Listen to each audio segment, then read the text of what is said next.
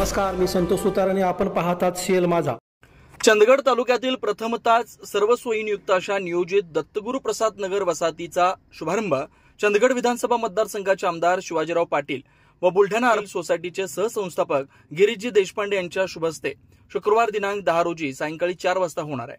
यावेळी चंदगडचे तहसीलदार राजेश चव्हाण, पोलीस निरीक्षक विश्वास पाटील, विभागीय व्यवस्थापक सौभाग्यवती योगिनी पोकळे या प्रमुख उपस्थित म्हणून राहणार असल्याची माहिती विशाल इन्फ्राविल्डचे चेअरमन विजय पाटील, जयदीप कन्स्ट्रक्शनचे प्रदीप इनामदार यांनी दिली आहे.